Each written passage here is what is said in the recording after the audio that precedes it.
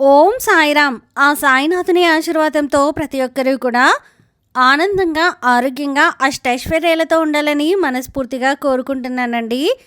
అనంతకోటి బ్రహ్మాండ నాయక, రాజాదిరాజ, యోగిరాజా పరబ్రహ్మ, శ్రీ సచ్చిదానంద సద్గురు సాయినాథ్ మహారాజుకి జై. ఈరోజు బాబాగారు మన కోసం అందించినటువంటి సందేశం ఏంటి అంటే, తల్లి, ఇది నీ పేగుబంధం.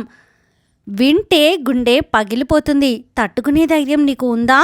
నీ బిడ్డ గురించిన నిజాలు తెలుసుకునే ధైర్యం నీకు ఉందా అని చెప్పి బాబాగారైతే అంటున్నారండి. మరి బాబాగారు మనతో ఏం చెప్పాలి అనుకుంటున్నారో తెలుసుకోవాలి అంటే వీడియోని చివరి వరకు స్కిప్ చేయకుండా చూడండి. మన ఛానల్ని ఫస్ట్ టైం చూస్తున్న వాళ్ళైతే సబ్స్క్రైబ్ చేసుకొని పక్కనున్న బెల్ ఐకాన్ని క్లిక్ చేయడం అస్సలు మర్చిపోద్దండి. ఓం సాయిరామ్, ఓం సాయినాథాయ నమః అని కామెంట్ చేయడం కూడా అస్సలు మర్చిపోద్దండి.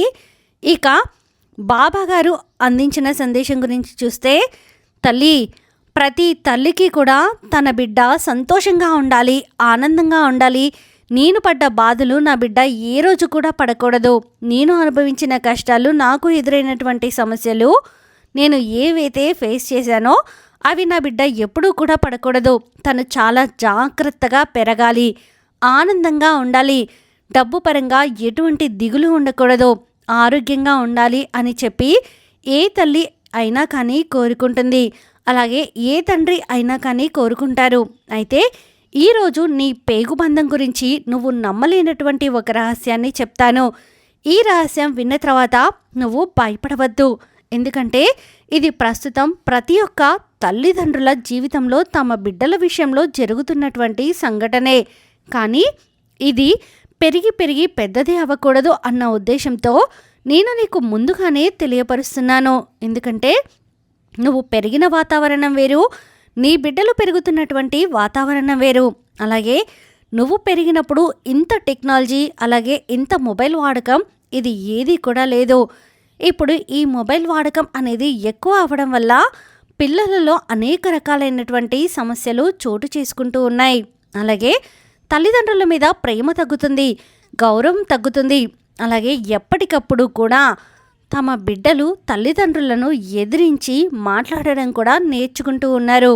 అయితే ఇది ఏ విధమైనటువంటి ప్రవర్తనకు దారితీస్తుంది అంటే కనుక, తల్లిదండ్రులు ఏదైనా ఒక సలహా చెప్తే ఆ సలహా అనేది వినకపోగా వారిని ఎదిరించి మాట్లాడడం, అలాగే ఏదైతే రంగుల ప్రపంచం నీ బిడ్డల్ని ఆకర్షిస్తూ ఉందో ఆ రంగుల ప్రపంచంలో వెంటనే సంతోషం దొరకడం వల్ల ఆ సంతోషం వైపు అడుగులు వేయడం, అలాగే తెలిసి తెలియక ఈ వయసులో కొన్ని రకాలైనటువంటి తప్పుడు పరిచయాలకు లోనవ్వడం, తప్పుడు స్నేహాల వైపు అట్రాక్ట్ అవ్వడం, తప్పుడు మనుషులను ఎంచుకోవడం, అలాగే ఇది మంచి కాదు, ఇది చెడు, నీ జీవితంలో ఈ మార్గాన్ని ఎంచుకో అని చెప్పి నువ్వు సలహా ఇస్తున్నప్పుడు నీ బిడ్డ దాన్ని పెడచెవిన పెట్టడం, లేదా నీ ముందు మంచిగానే ఉన్నట్లుగా నటిస్తూ చాటుగా తను చేసేవి తాను చేస్తూ వెళ్ళిపోవడం, దీనివల్ల తన భవిష్యత్తుకు ఒక మచ్చ ఏర్పడడం, లేదా తన భవిష్యత్తు పూర్తిగా నాశనం అవ్వడం,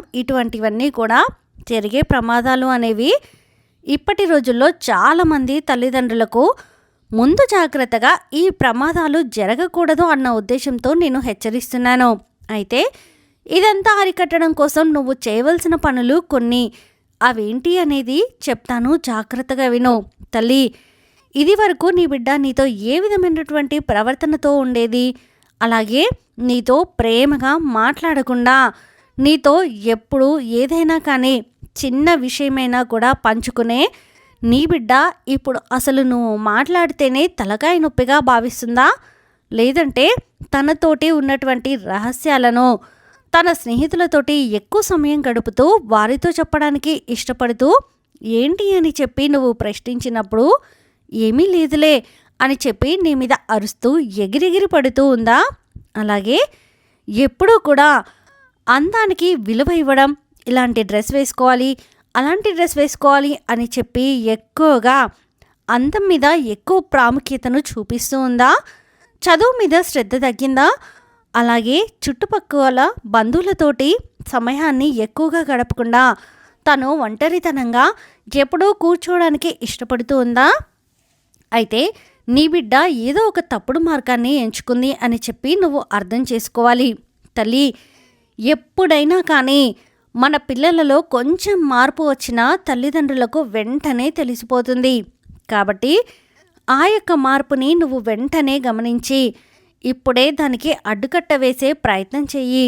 ఎందుకంటే ఈ మార్పు వల్ల అనేక రకాలైనటువంటి పరిణామాలు ఎదురయ్యే అవకాశం ఉంది. కాబట్టి నీ బిడ్డ ఎంచుకున్నటువంటి మార్గం సరైనది కాదు అని చెప్పి తనకి ప్రాక్టికల్గా తెలియపరిచే ప్రయత్నం చెయ్యి. అలాగే సమాజంలో జరుగుతున్నటువంటి మంచి చెడు తనకు అర్థమయ్యే రీతిలో ఒక సున్నితమైన భావనతో తనకు చెప్పే ప్రయత్నం చెయ్యి. అలాగే చదువు యొక్క విలువ గౌరవం తనకు అర్థమయ్యేటట్లుగా చెప్పు. ఫోన్ అనేది అంటే మొబైల్ అనేది తనకి తక్కువగా ఇచ్చి చూడు.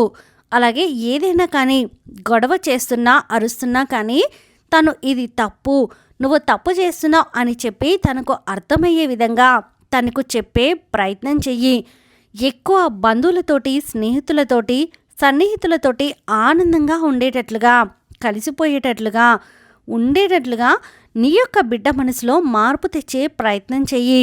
ఎందుకు అంటే తల్లి, ఇప్పుడే నువ్వు అడ్డుతెర వేయకపోతే రేపటి రోజున పరువు పోతుంది. పరువు పోవడం కంటే ముఖ్యంగా నీ బిడ్డ మీద నువ్వు పెంచుకున్నటువంటి ఆశలన్నీ, కోరికలన్నీ కూడా బూడిదలో పోసిన పన్నీరుగా మారే అవకాశం ఉంది. కాబట్టే ముందుగా హెచ్చరిస్తున్నాను. ఇది అందరి పిల్లల జీవితంలో జరుగుతుంది అని చెప్పి నేను చెప్పను, కానీ 100లో 90 మంది పిల్లల జీవితంలో ఇలాగే జరుగుతుంది. కాబట్టి తల్లిదండ్రుల యొక్క బాధ్యత తమ బిడ్డలను కనిపెట్టుకుని ఉండడం, వారు మంచి మార్గంలో నడిచేలా చూసుకోవడం.